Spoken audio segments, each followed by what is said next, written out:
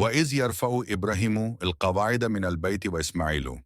ترجمہ: اور جب ابراہیم اور اسماعیل بیت اللہ کی بنیادیں بلند کر رہے تھے۔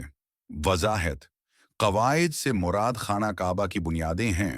حضرت ابراہیم اور حضرت اسماعیل علیہ السلام نے اس مقدس گھر کی تعمیر نہایت عاجزی کے ساتھ کی، جو اللہ کے ساتھ ان کے اخلاص اور محبت کو ظاہر کرتی ہے۔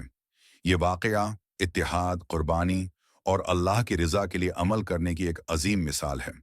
ربنا تقبل منا۔ ترجمہ: اے ہمارے رب، ہم سے قبول فرما۔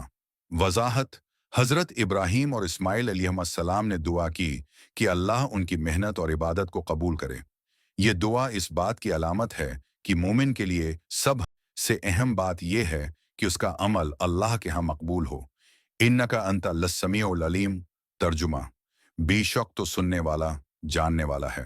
وضاحت: حضرت ابراہیم اور حضرت اسماعیل علیہ السلام نے اللہ کی صفات سننے والا اور جاننے والا کا ذکر کر کے اپنی عاجزی اور دعا کی قبولیت کی امید ظاہر کی۔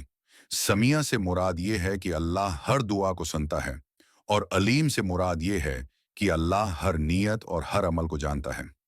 درس اور پیغام: عمل میں اخلاص۔ یہ آیت ہمیں سکھاتی ہے کہ ہر عمل کو اللہ کی رضا کے لیے خالص نیت کے ساتھ کرنا چاہیے اور اس کی قبولیت کے لیے دعا کرنی چاہیے۔ عاجزی اور دعا کی اہمیت۔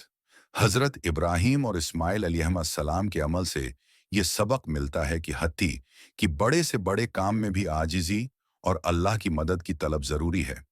اتحاد اور قربانی کی اہمیت۔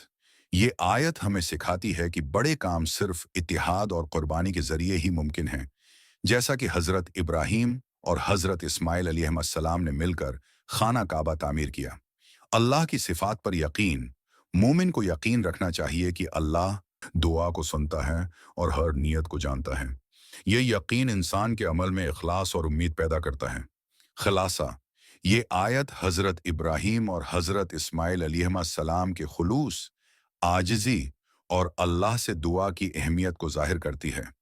یہ مسلمانوں کو سکھاتی ہے کہ ہر عمل کو اللہ کی رضا کے لیے خالص نیت کے ساتھ کرنا چاہیے اور اس کی قبولیت کے لیے دعا کرنی چاہیے۔